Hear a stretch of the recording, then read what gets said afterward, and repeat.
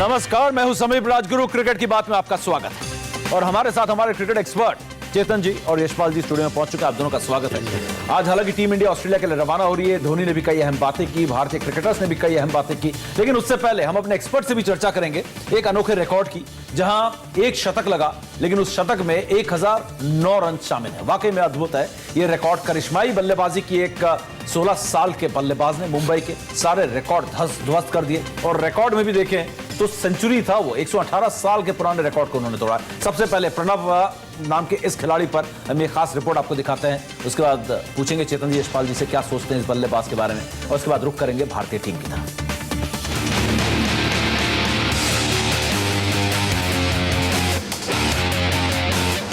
एक पारी में एक नहीं, दो नहीं, 10 शतक जमाने वाला बल्लेबाज।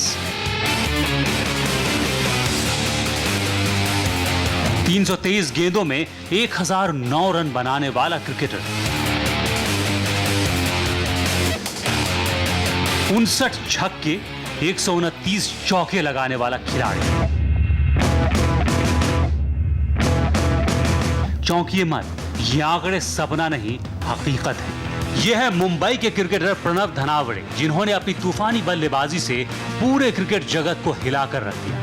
15 साल के प्रणव ने मुंबई क्रिकेट एसोसिएशन के HT Bhandari cup inter school cricket tournament में 1009 रन बनाकर इतिहास रच दिया।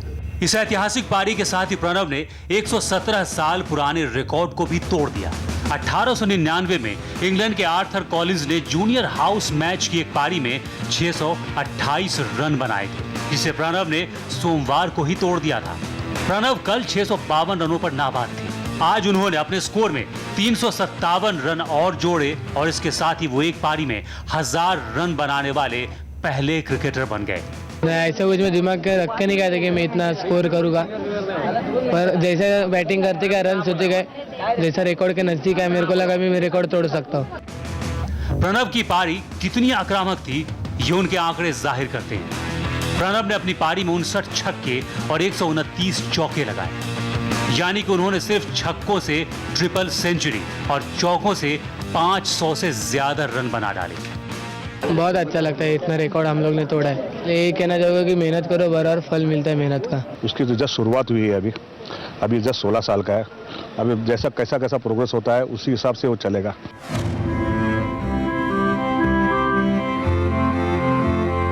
मुंबई का ये करिश्माई क्रिकेटर कल्याण में रहता है। 15 साल का ये बच्चा केसी गांधी स्कूल में पढ़ता है। पिता ऑटो रिक्शा चलाते हैं। प्रणव के लिए क्रिकेट में करियर बनाना दूसरों के मुकाबले ज्यादा मुश्किल है, लेकिन प्रणव के पिता बेटे को आगे बढ़ाने के लिए बहुत मेहनत करते हैं और कभी पैसे की कमी नहीं आने देते।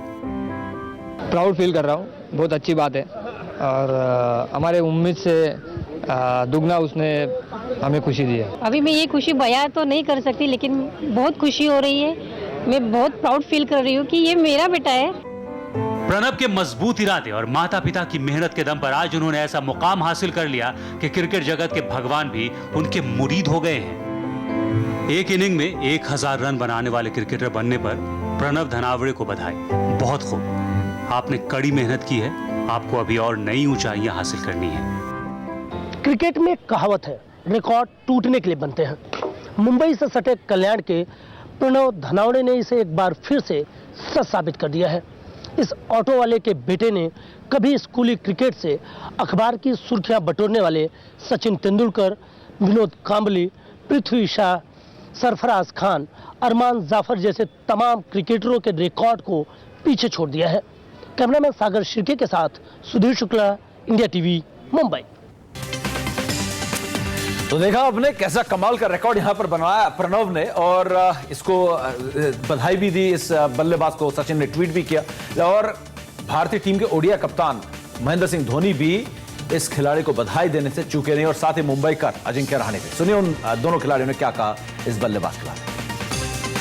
He must be a very special kid. You must be practicing a lot to do something like that, because I would have got bored, batting for so long. So, and I don't think he's somebody who who scored it by ones and twos. I think he hit a lot of sixes, so that's again a good sign, which means he's picking the right deliveries to hit, and at the same time he's calculating his batting. It's something that's quite rare.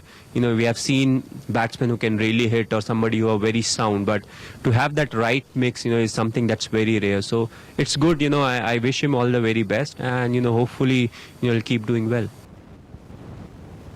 1009 run, मतलब ये बोलने के लिए इतना समय लगता है कि क्योंकि 2-3 साल पहले मुझे लगता है कि शायद किसी स्कूल टीम ने नहीं बट किसी स्कूल टीम ने इतने रन बनाए थे, बट आज सुनने में आया कि एक प्लेयर ने उतने रन बनाए, तो ये रन्स बोलने के लिए भी उतना समय लगता है क्योंकि जनरली ये इतने रन्स एक सीज़न में बनते हैं और इतने रन एक मैच में बनाना एक बहुत बड़ी बात है। तो मैं उसको वही गुड लक विश करना चाहता हूँ, एंड ऐसे ही वो आगे करते रहे और अपने गेम के ऊपर हमेशा से फोकस करके खेले।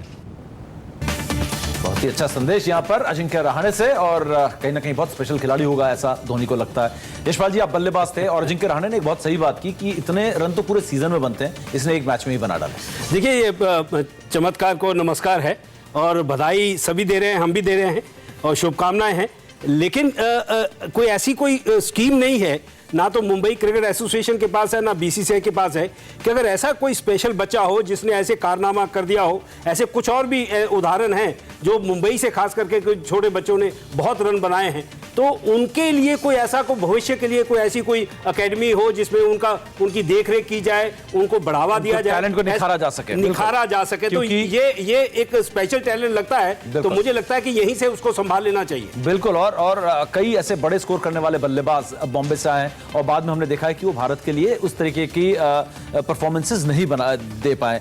चेतन जी, वाकई में एक स्पेशल टैलेंट आपको लगता है इस तरीके की बैटिंग करना, 1000 रन बना डालना?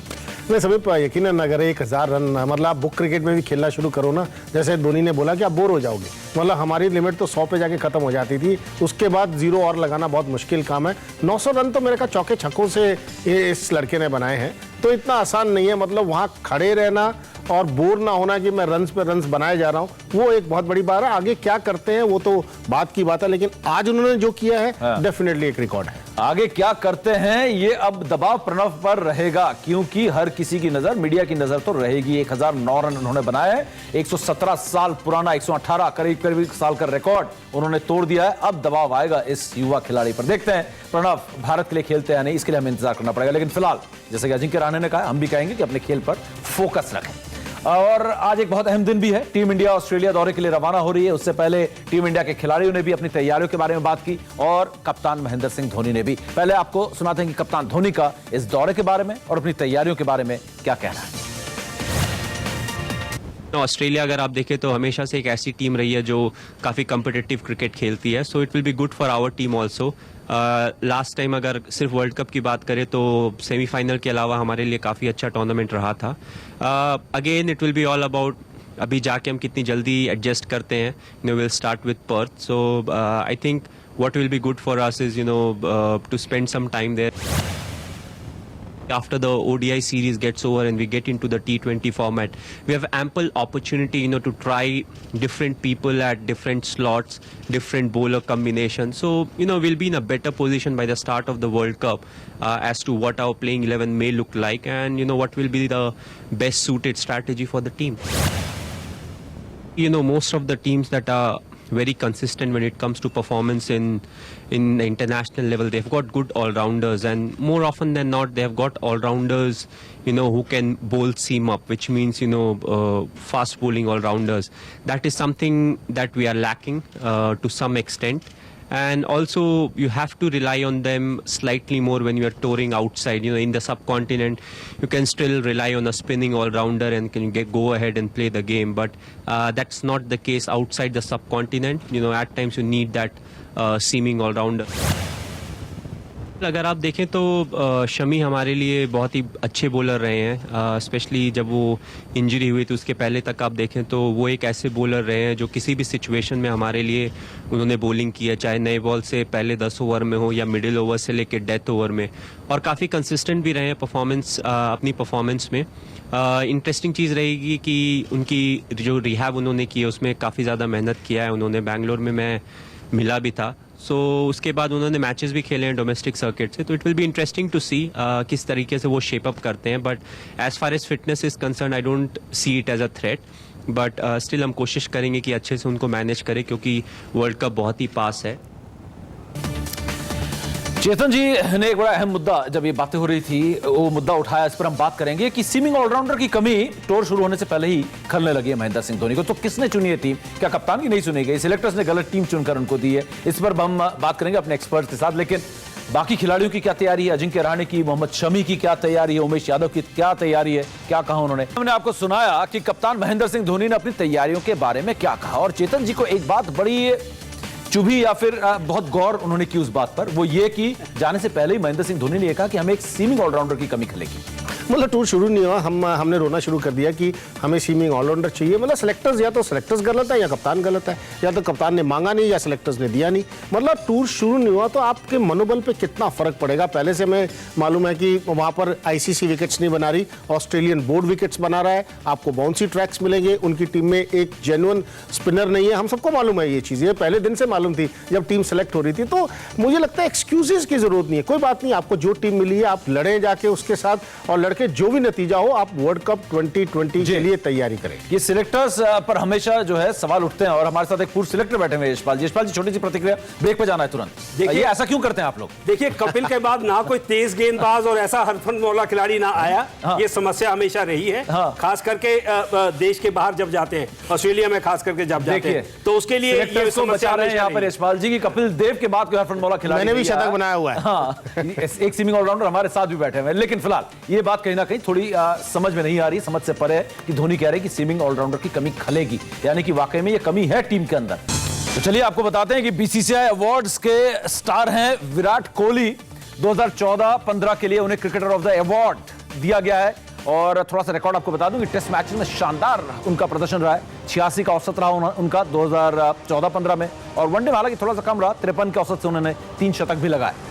Virat Kohli cricketer of the year 2014. तो पूरे बुलंद हौसलों के साथ ऑस्ट्रेलिया की उड़ान भरने वाले हैं आज शाम वनडे और टी20 सीरीज के लिए. कहीं ना कहीं टीम के भी हौसले बुलंद होंगे. Cricketer of the year Virat Kohli. फिलहाल क्रिकेट की बात में इतना ही. यशपाल जी, चेतन जी, बहुत बहुत शुक्रिया.